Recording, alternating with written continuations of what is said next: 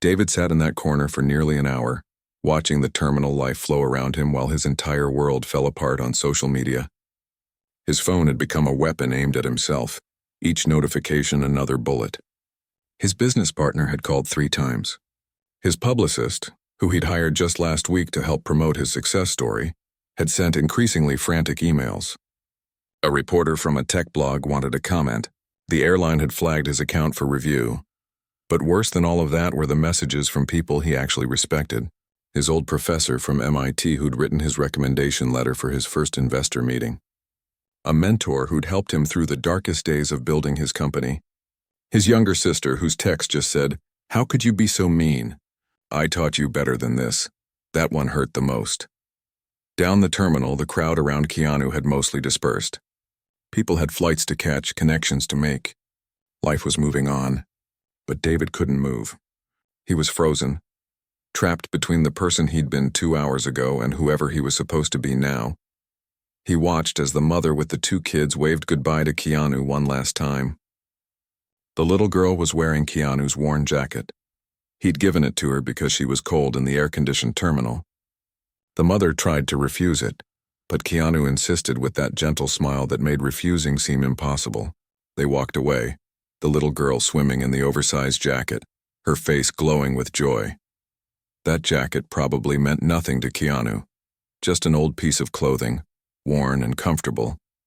But to that little girl it was treasure, a tangible reminder of the moment when a kind stranger made her feel brave during the scariest experience of her young life.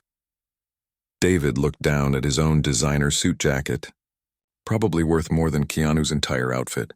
But if he gave it to someone, what would they remember? The price tag? The brand name? Or would they remember how he'd made them feel? He knew the answer, and it made him feel smaller than he'd ever felt in his life. Jennifer, the flight attendant, walked past with her rolling bag, heading toward whatever hotel the airline had arranged for the crew. She glanced at David, and their eyes met for just a second. The disappointment in her expression was somehow worse than anger would have been. She shook her head slightly and kept walking. David knew he couldn't hide in this corner forever. Eventually he'd have to stand up, face the music, deal with the consequences. But first there was something he needed to do. He forced himself to his feet. His legs felt weak, but they held him. Across the terminal, Keanu was now alone, standing at a window looking out at the planes. He had his backpack slung over one shoulder, his phone in his hand, probably making arrangements for another flight to LA. David's heart pounded as he walked across the terminal. Each step felt impossible, like walking through cement.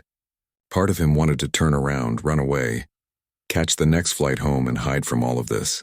But something stronger pulled him forward. Maybe it was shame. Maybe it was the need for some kind of redemption, even though he knew he didn't deserve it. He stopped a few feet away from Keanu, suddenly unsure. What do you even say in a moment like this? Sorry seemed so inadequate. Sorry didn't cover the hours of mockery. Sorry didn't undo the photos and posts and videos that were now spreading across the internet like a virus. Keanu turned, sensing someone's presence. When he saw David, recognition flickered in his eyes. But there was no anger there. No vindication. Just that same calm, patient expression he'd worn throughout the entire flight. "Mr. Reeves," David started, his voice cracking. I need to apologize." Keanu waited, giving David space to continue. "My behavior on that flight was inexcusable. The things I said, the photos I took, the way I talked about you. I didn't know who you were, but that's not an excuse. It shouldn't matter who you are. I was cruel and judgmental and..." David's throat closed up. "And then when we had that emergency, you spent the whole time helping people, making people feel safe. You were kind to everyone, including me, even though I'd been horrible to you." Keanu listened without interrupting, his expression thoughtful. "I've spent the last hour watching my life blow up online," David continued. "Everyone knows what I did, what I said. My reputation is destroyed. My career might be destroyed. And the worst part is I deserve all of it, because you know what I realized? In all my success and all my achievement, I never learned the most basic thing, how to be a decent human being." David wiped at his eyes, not caring anymore who saw him cry. "You didn't owe me anything. You could have called me out, could have told everyone who you were and made me look like even more of an idiot, but you didn't. You just sat there and took it, and then when people needed help, you helped them, even me. You checked on me when I was scared, and I didn't deserve your concern." Keanu was quiet for a moment, watching David with those thoughtful eyes.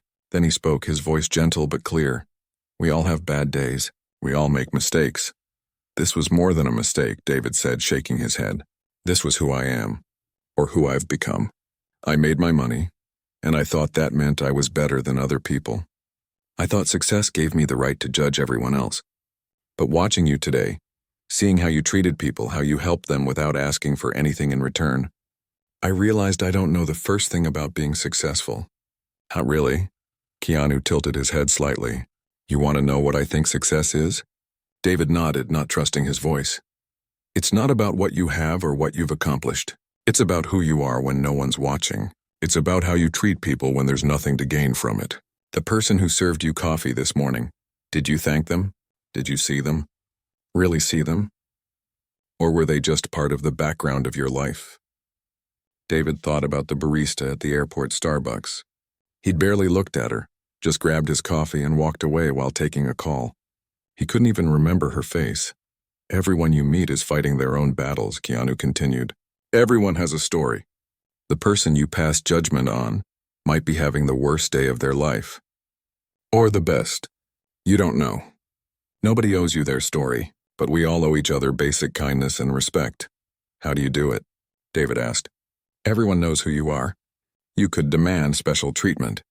You could walk around like you own the place, but you don't. You wear old clothes and ride the subway and help old ladies with their bags. How do you stay like that?" Keanu smiled slightly. "Because none of that other stuff matters. The fame, the money, it's all just noise.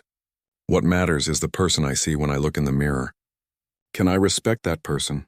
Can I be proud of how I treated people that day? That's the only measure that counts." He reached out and put his hand on David's shoulder, the same gesture he'd made on the plane when David was terrified. But this time David felt the full weight of it. The forgiveness in it, the second chance being offered. "You made mistakes today. You hurt people, hurt me, even though I'm fine. But mistakes are just opportunities to become better. The question is, what are you going to do now? Are you going to learn from this, or are you just going to feel sorry for yourself?" David let out a shaky breath. "I want to learn. I want to be better. I just don't know how." "Start small," Keanu said. "Start with the next person you meet. See them. Really see them. Treat them with respect, not because of who they are or what they can do for you, but because they're human and they deserve it. Do that enough times and eventually it becomes who you are." "I don't know if I can fix this," David said, gesturing vaguely at his phone, at the internet, at the spreading wildfire of his public humiliation. "Maybe you can't," Keanu said honestly. "Some things can't be fixed. But you can move forward. You can be better tomorrow than you were today. That's all any of us can do." Jennifer walked past again, heading back from whatever errand she'd been on. She glanced at them and Keanu caught her eye. He gave a small nod, and somehow that simple gesture seemed to communicate everything. Jennifer's expression softened just a little. Not forgiveness exactly, but maybe the beginning of it. "Thank you," David said, and this time he meant it in a way he'd never meant anything before. "Thank you for being kind when I didn't deserve it. Thank you for this conversation. Thank you for not giving up on people, even people like me."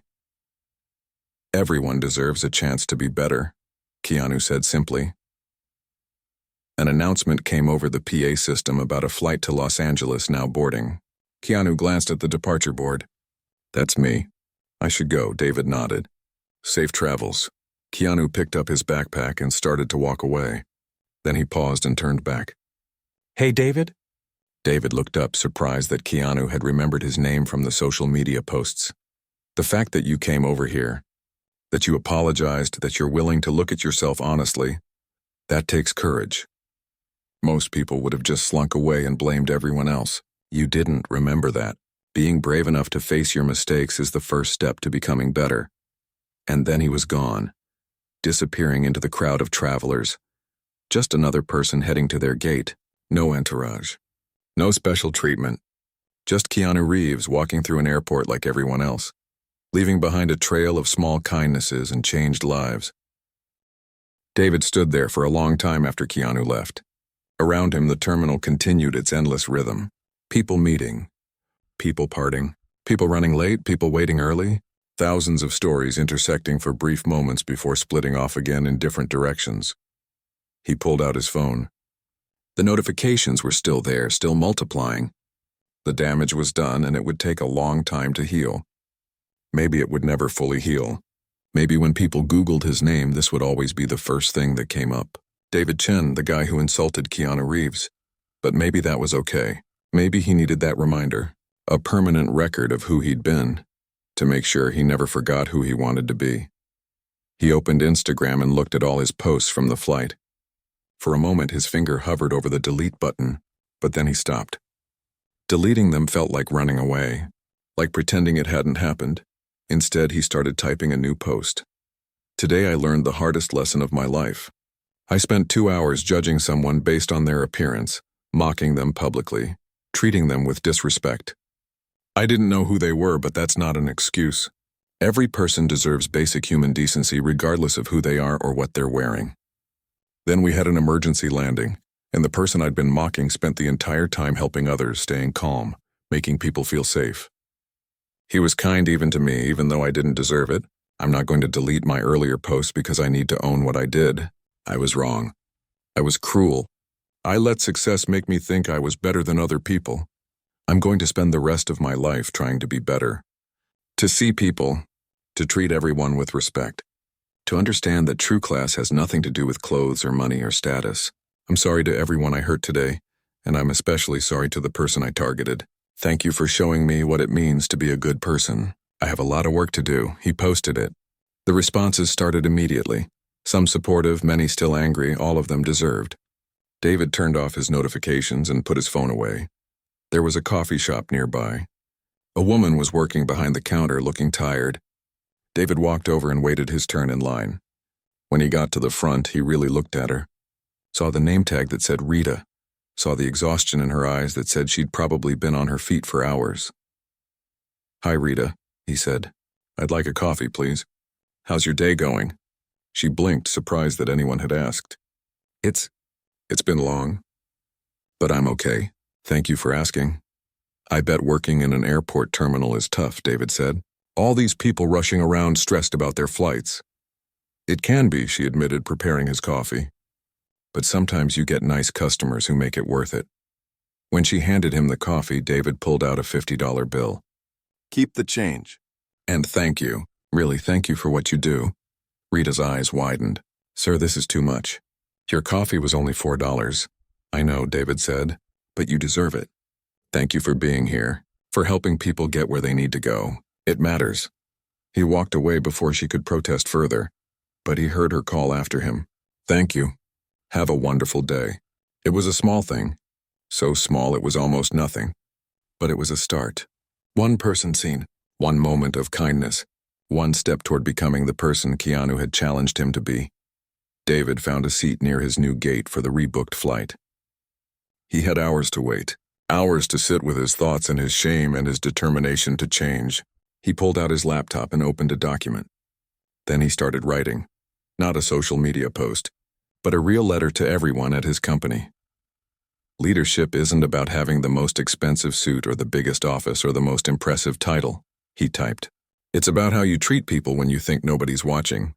It's about staying calm in a crisis.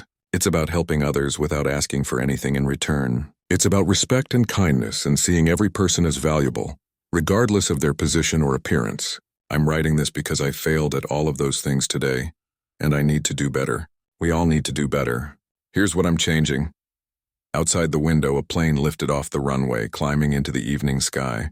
New destinations, new beginnings. The same opportunity David was being given, a chance to rise above who he'd been and become who he could be.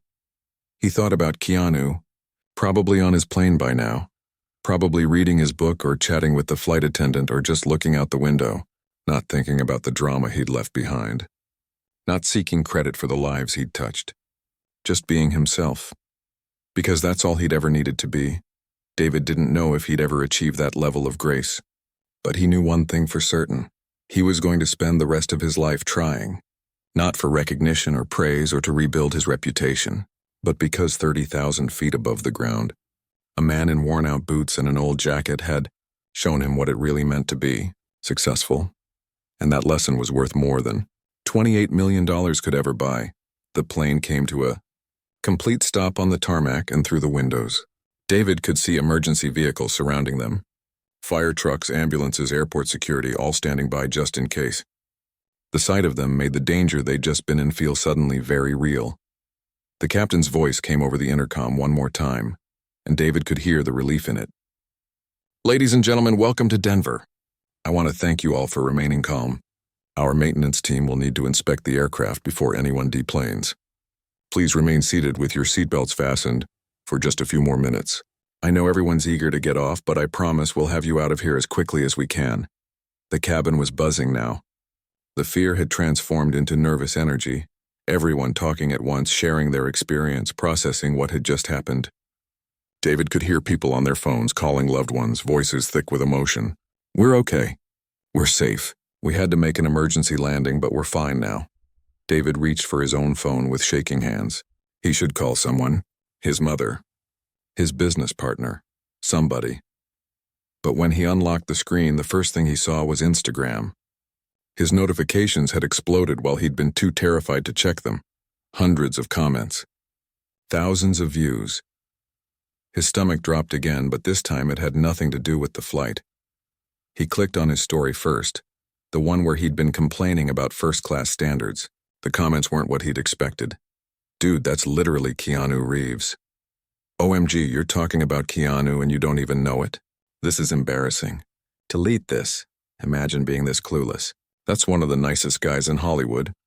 David's hands went numb. His vision blurred around the edges. Keanu Reeves. The name echoed in his head like a bell. No, that couldn't be right. He looked up, staring across the aisle at the scruffy passenger who was now helping the older woman gather her things. It couldn't be. But even as his mind tried to reject it, he was pulling up Google with fumbling fingers. He typed the name with hands that wouldn't stop shaking. And there, filling his screen, were dozens of photos of the man sitting across from him. The same face. The same messy hair.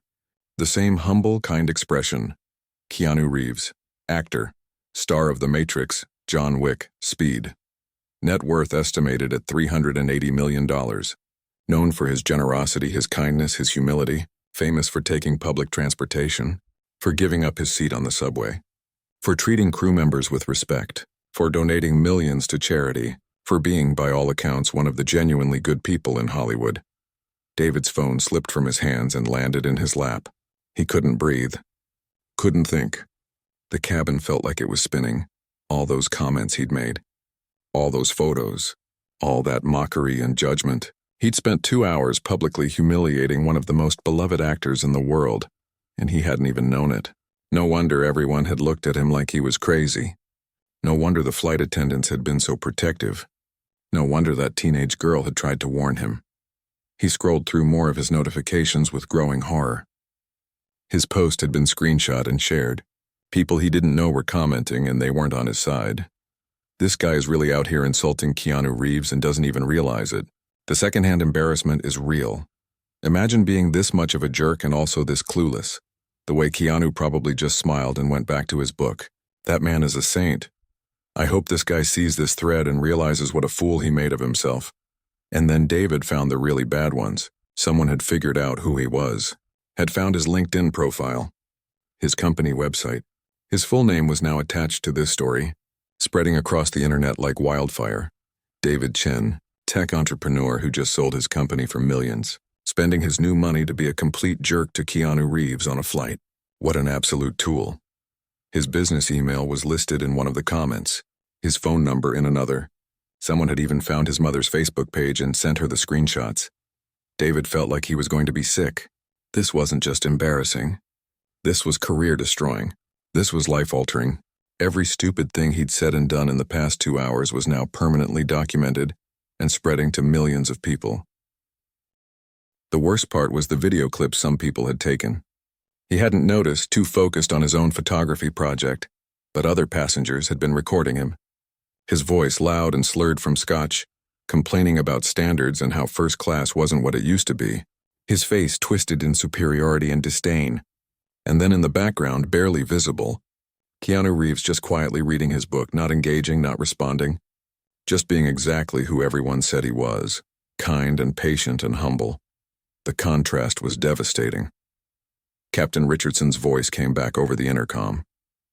"All right, folks, maintenance has given us the all clear to deplane. We'll be using the forward exit only. Please gather your belongings and exit the aircraft in an orderly fashion. There will be airline representatives in the terminal to help you make alternate arrangements to get to Los Angeles." Around him, passengers started standing up, pulling bags from overhead compartments, still talking about the emergency landing. But David heard a new thread in their conversations now. "Can you believe that guy earlier? Talking about Keanu like that? I know, and Keanu was so nice about it. Didn't say a word, Gil. That's how you know someone has real class. Not from what they wear or how much money they have. From how they treat people." David wanted to disappear, to sink through the floor of the plane and never be seen again. Instead, he had to stand up on shaky legs and gather his things. His expensive carry-on, his designer laptop bag, all the symbols of his success that now felt hollow and meaningless. He chanced another look across the aisle. Keanu Reeves was standing now, tucking his book into a worn backpack. He was talking quietly with Jennifer, and she was smiling at him with genuine warmth. Whatever he was saying was making her laugh, helping her decompress from the stress of the emergency landing. Even now, even after everything, the man's first instinct was to make other people feel better. The line started moving toward the exit. David fell in behind the other first-class passengers, each step feeling heavier than the last. As he approached the front of the plane, he could see Keanu helping the older woman with her bag, making sure she was steady on her feet before she stepped off the plane. "Thank you so much," the woman was saying, tears in her eyes. "You made all the difference back there. I don't know what I would have done without you." "You would have been just fine," Keanu said gently. "You're stronger than you think. But I'm glad I could help." The young mother with the 2 kids was there too, waiting to say goodbye. "My kids won't stop talking about the nice man who told them about dinosaurs and unicorns." "Thank you. Really, truly thank you." Keanu crouched down to the kids' level. "You two were so brave. I'm proud of you." The little girl threw her arms around his neck in a spontaneous hug. Keanu hugged her back, then ruffled the boy's hair. The mother took a photo, but not in the sneaky, mocking way David had. This was a memory. A moment of genuine kindness captured to remember. David stepped off the plane and into the jetway, his legs feeling like they might give out. The Denver terminal stretched out before him, busy and bright and overwhelming. Other passengers from the flight were scattered around, some on phones, some at the gate desk trying to rebook flights, some just sitting and processing what had happened. And then David saw them. The teenage girl and her friend, their phones out, pointing at him. Not at Keanu, at him. They were recording. Probably posting. Probably adding to the mountain of evidence that David Chen was a complete and utter fool. He ducked his head and walked faster, trying to put distance between himself and everyone from the flight. But where could he go? His face was online now. His name was out there. By tomorrow, maybe even by tonight, everyone in his industry would know what he'd done. He found an empty corner near a closed restaurant and sank into a chair. His phone kept buzzing with notifications. Emails from friends asking if it was really him. Messages from colleagues expressing disappointment. A text from his mother that just said, "Call me now." And still, more comments kept rolling in. Update. Someone who was on the flight says this guy kept being rude even after the flight attendants asked him to stop. Even took videos making fun of Keanu. He literally doesn't deserve to breathe the same air as Keanu Reeves. I looked up his company. $28 million acquisition, and he uses it to be a jerk in first class. Money can't buy class, clearly. David put his head in his hands. Everything he'd worked for. Everything he'd achieved. His reputation. His success. His future. All of it was crumbling around him because he'd spent 2 hours being exactly the kind of person he always claimed to hate. Judgmental, shallow, cruel. And the man he'd targeted? That man had spent the same 2 hours proving exactly why he deserved every bit of admiration he received. Not by bragging or showing off or making a scene, just by being kind, by helping people who needed help, by staying calm when everyone else was panicking, by treating a flight attendant with respect, by making scared children laugh, by being everything David wasn't. From his corner, David could see down the terminal. There, surrounded by a small crowd now, was Keanu Reeves. The older woman was there, the mother and her kids, even some of the other passengers who just wanted to say thank you. And Keanu was smiling at all of them, signing autographs for the people who asked, taking selfies, being gracious and kind even though he'd just been through the exact same terrifying experience as everyone else. A man walked up to Keanu, not from their flight, just someone who recognized him in the terminal. David was too far away to hear what was said, but he saw Keanu nod and smile, saw him stop what he was doing to give this stranger his full attention, saw him make that person feel like they mattered. That was class. Real class. The kind David had always thought he had, but now realized he'd never understood at all. 2 hours into the flight, David had finally quieted down. His head was pounding from the scotch, and the weight of everyone's disapproval had started to sink in, though he still wouldn't admit he'd done anything wrong. He'd reclined his seat and closed his eyes, trying to will away the headache and the uncomfortable feeling that had settled in his chest. That's when the captain's voice came over the intercom. "Folks, this is Captain Richardson speaking. I need everyone to return to their seats immediately and fasten your seatbelts. We're experiencing some mechanical issues with one of our systems, and out of an abundance of caution, we're going to be making an unscheduled landing in Denver. Flight attendants, please prepare the cabin."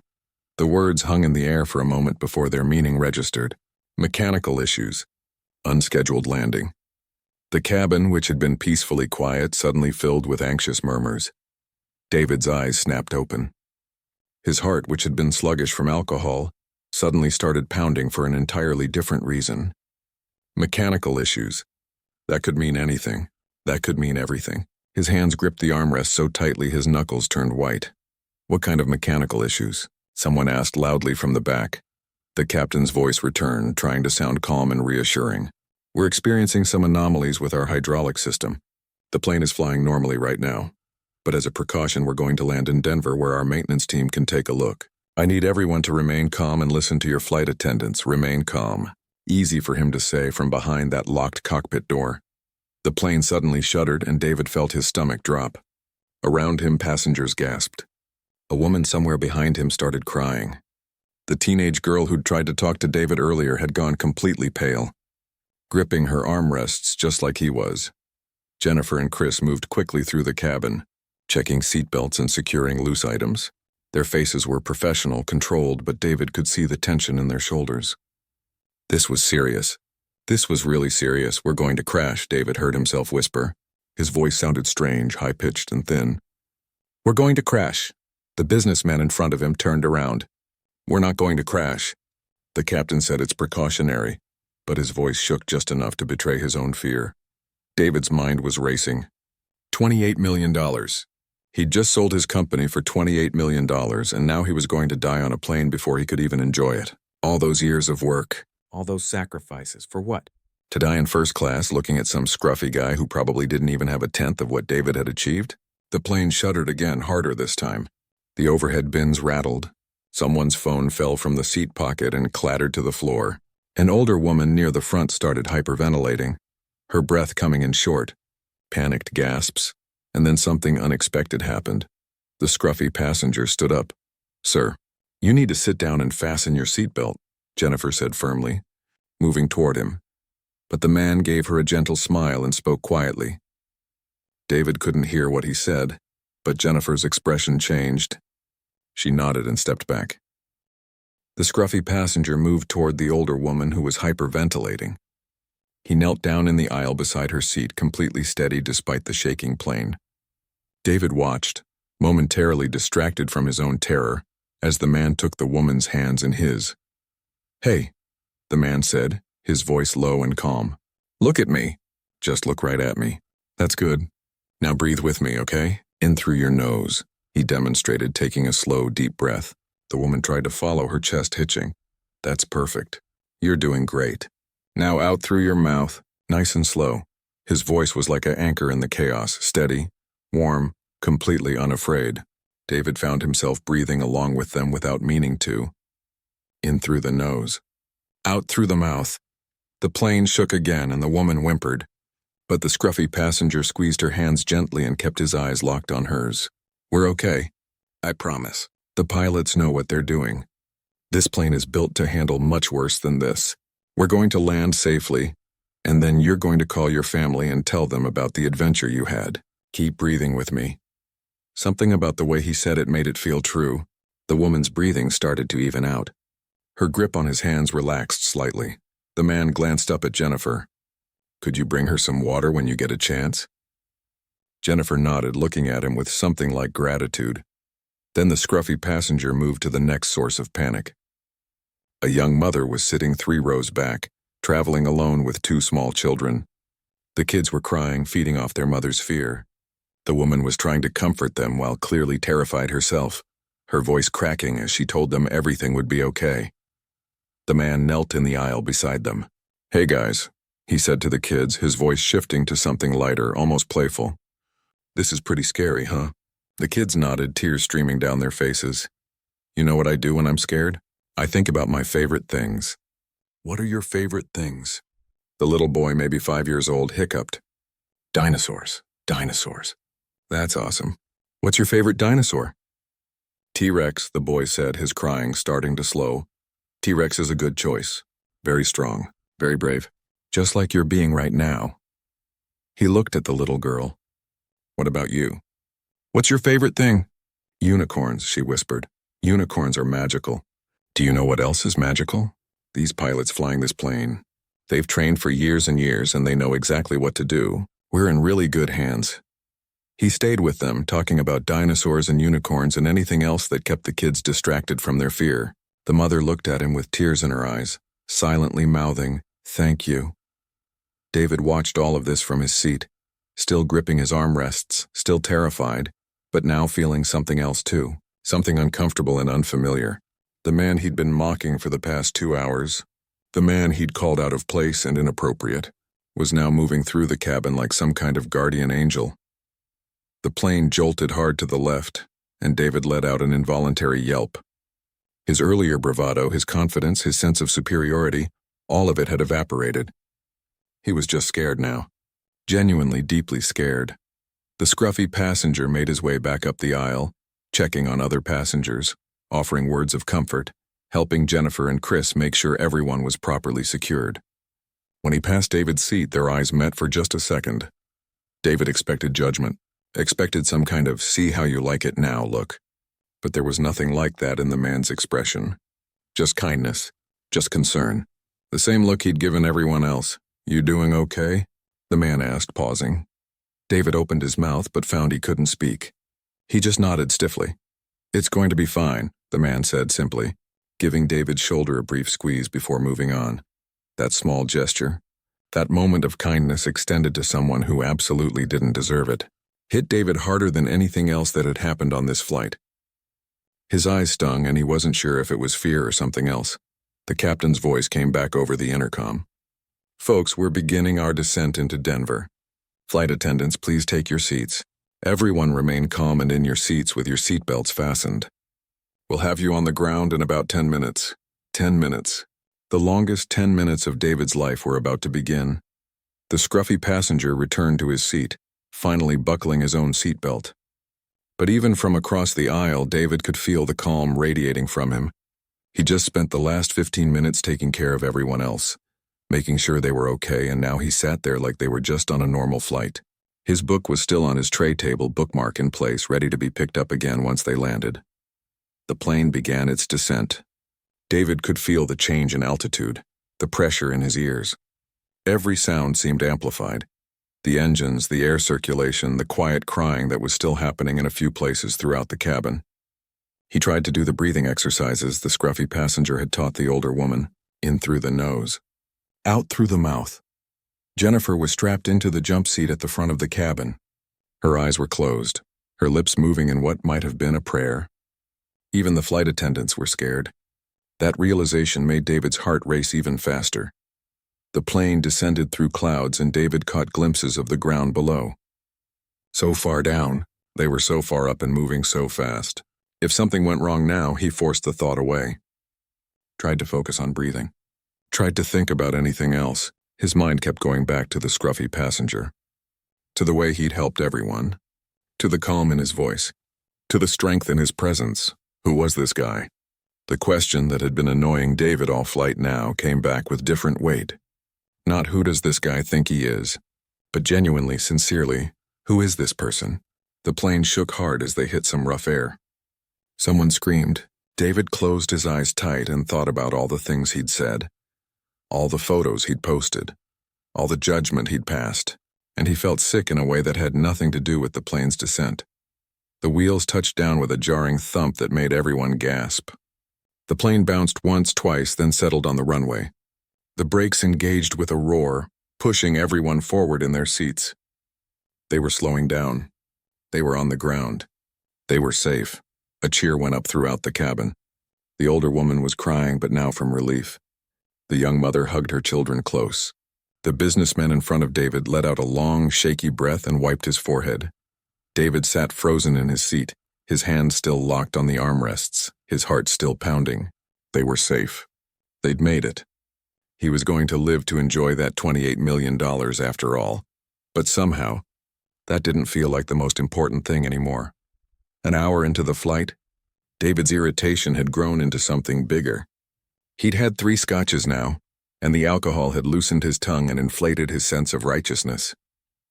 Every time he glanced across the aisle at the scruffy passenger still reading that book, still perfectly calm and content, it felt like a personal insult. David pulled out his phone. They were at cruising altitude now and the Wi-Fi was working. Perfect. He opened Instagram and scrolled through his recent photos. There was the one of his seat, the one of his fancy meal, and yes, there it was, the photo of the passenger across from him.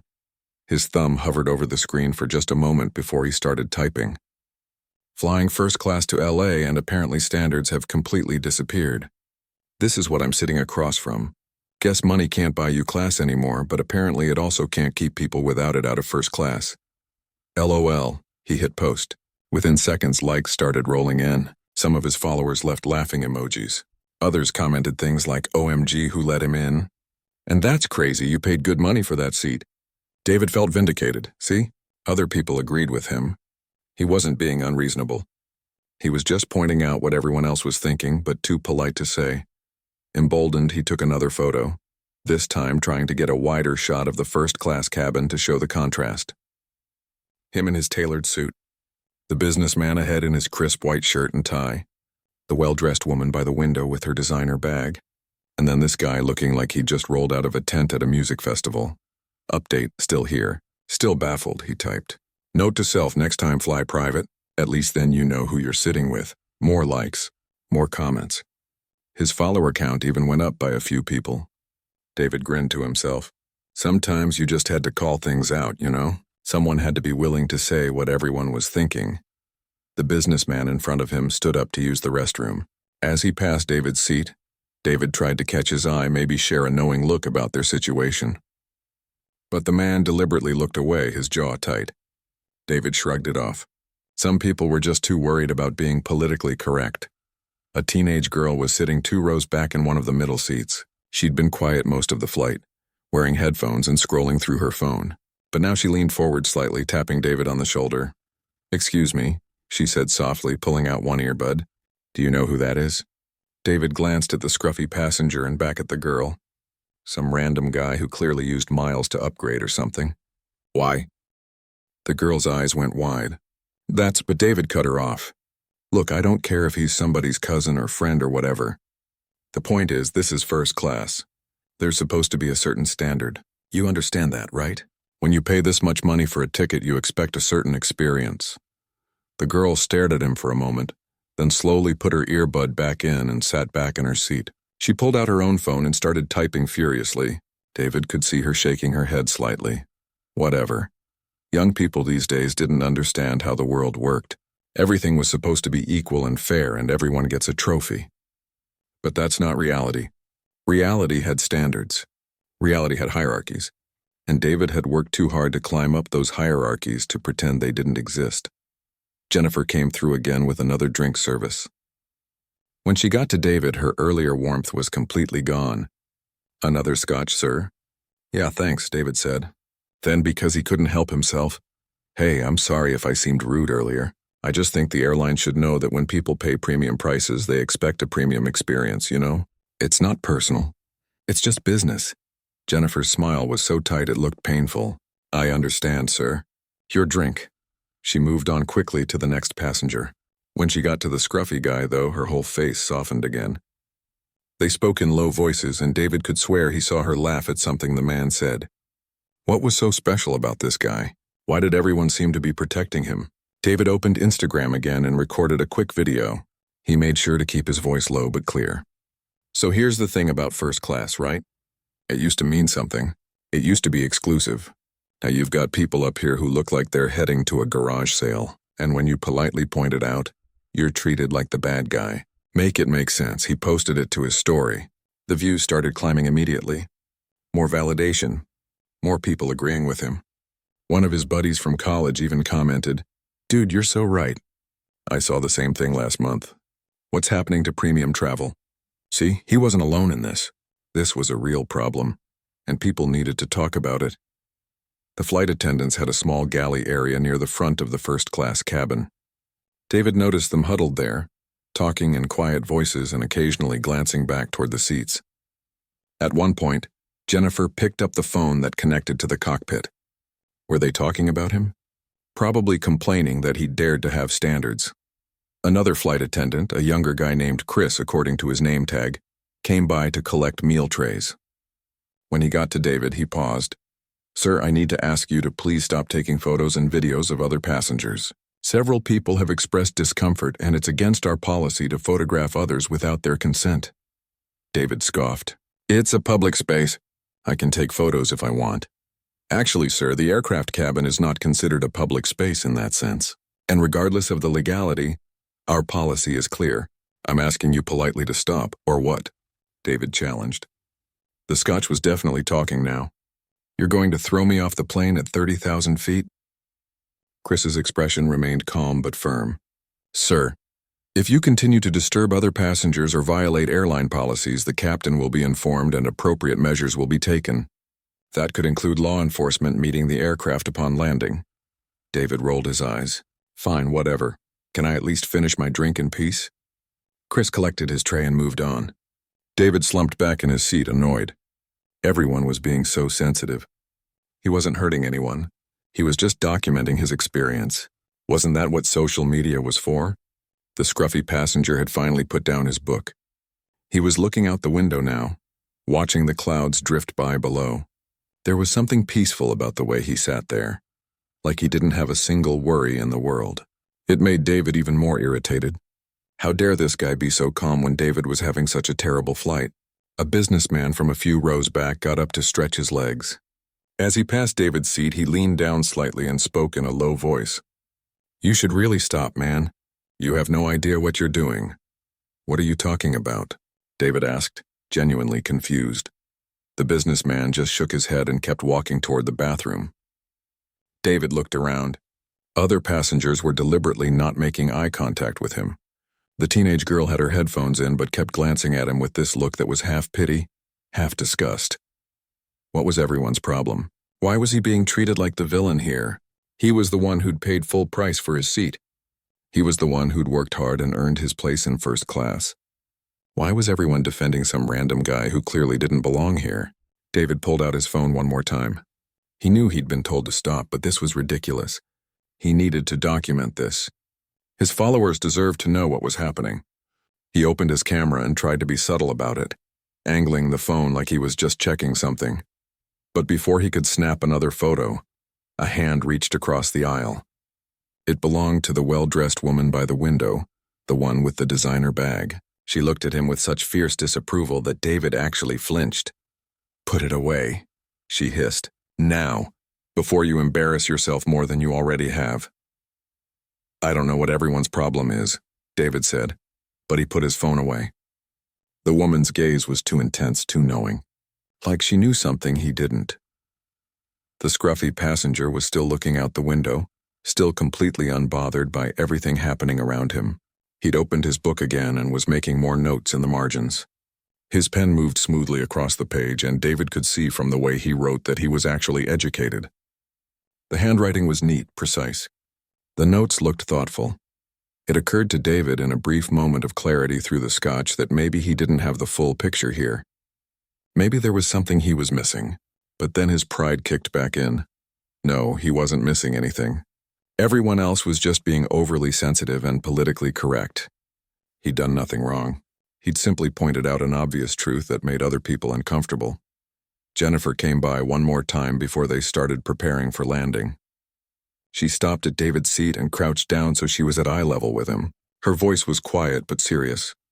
"Sir, I want to be very clear about something. When we land, I will be filing a report about your behavior on this flight.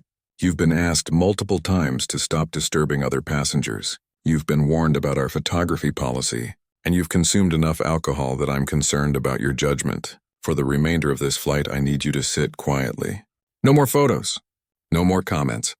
No more posts. Do you understand?" David opened his mouth to argue, but something in her expression stopped him. She wasn't angry. She was disappointed, and somehow that felt worse. "Fine," he muttered. "I understand." Jennifer stood up and moved on. David sank lower in his seat, suddenly feeling very tired. The scotch was wearing off, leaving behind a headache and a sour feeling in his stomach. Around him, the cabin had gone quiet. Other passengers were reading or sleeping or working on their laptops. Everything felt normal for everyone except him. The scruffy passenger turned a page in his book, made another note, and took a sip from a fresh cup of coffee that Chris had brought him without being asked. He looked completely content, completely at peace. And David, sitting in his expensive suit in his expensive seat, felt more uncomfortable than he'd ever felt in his life. David had been waiting for this moment for 3 years. 3 long years of 16-hour workdays, missed family dinners, and sleeping in his office. But it had all paid off. His tech company had just been acquired for $28 million, and he was finally living the life he'd always dreamed about. The life he'd promised himself when he was eating ramen noodles in his tiny apartment, coding until sunrise. Now, walking through the airport terminal toward Gate 12, he felt like he owned the place. His Italian leather shoes clicked confidently against the polished floor. The Rolex on his wrist caught the light just right. Everything about him screamed success, and he loved it. He'd earned this, every single bit of it. When the gate agent called for first-class boarding, David was the first one in line. He handed over his ticket with a smile that said he belonged here. This wasn't some random upgrade or a gift from someone else. He'd paid for this seat with his own money, his own hard work. As he stepped onto the plane, the flight attendant greeted him warmly, and he nodded back like this was just another Tuesday for him. The first-class cabin was everything he'd imagined. Wide leather seats that looked more like recliners. Real glasses instead of plastic cups. Warm towels handed out before takeoff. David settled into seat 2A right by the window and let out a satisfied sigh. He pulled out his phone and snapped a quick photo of his seat, already thinking about the caption he'd post later. Something about hard work paying off. Something that would make his old college roommates jealous. That's when he noticed the guy sitting across the aisle in seat 2C.